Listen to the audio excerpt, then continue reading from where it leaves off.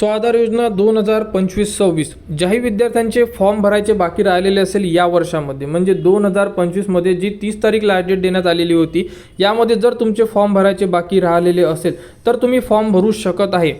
अजूनपर्यंत परिपत्रक आलेलं नाही आहे की डेट वाढवून दिलेली आहे, परंतु जर तुम्ही साईडवर गेले तर तुमचे एक्झिस्टिंग म्हणजे रिन्युअल विद्यार्थ्यांचे फॉर्म सबमिट होत आहे। आम्ही कालच एक फॉर्म सबमिटसुद्धा केलेला आहे, त्या विद्यार्थ्यांनी आज त्यांचा फॉर्म ऑफिसला सुद्धा घेऊन गेलेला आहे आणि आज चेक केल्यानंतर न्यू विद्यार्थ्यांचे फॉर्मसुद्धा सबमिट होत आहे। फक्त यामध्ये जे वसतिगृहाला फॉर्म भरलेले होते, वसतिगृहाला फॉर्म भरल्यानंतर एडिट ऑप्शन अजूनपर्यंत आलेलं नाही आहे, म्हणजे ते विद्यार्थी फॉर्म एडिट करू शकत नाही आहे। फक्त लास्ट पेजवर डॉक्युमेंट्स अपलोडच्या पेजला त्यांना 3 डॉक्युमेंट्स अपलोड करू शकत आहे।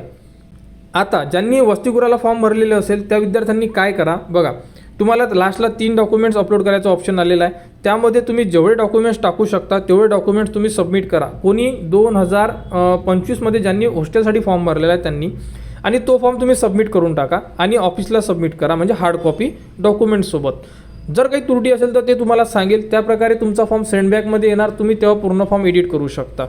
क्लिअर? समजा आता हे हॉस्टेलवाल्यांचं तर क्लिअर झालं की तुम्ही डॉक्युमेंट्स टाकून सबमिट करा आणि आपल्या ऑफिसला हार्ड कॉपी सबमिट करा। आता ज्यांचेही फॉर्म एक्झिस्टिंग आहे, म्हणजे जे विद्यार्थी second year, third year, fourth इयरला असेल, फर्स्ट इयर सोडून, त्यांचे फॉर्म एक्झिस्टिंगमधून भरा। फॉर्म कसा भरायचा या व्हिडिओच्या डिस्क्रिप्शनमध्ये प्रॉपर व्हिडिओ दिलेला आहे, तो व्हिडिओ बघा। त्या तुमचे फॉर्म फिलअपसुद्धा होत आहे, सबमिटसुद्धा होत आहे। असे कोणीच म्हणू नका की आमचे फॉर्म भरता येत नाही आहे, भरता येत आहे। एक्झिस्टिंगवाले विद्यार्थी जे आहे त्यांनी करंट एज्युकेशनची माहिती संपूर्ण डिलीट करा, त्यानंतर तुमचा पूर्ण फॉर्म एडिट होणार।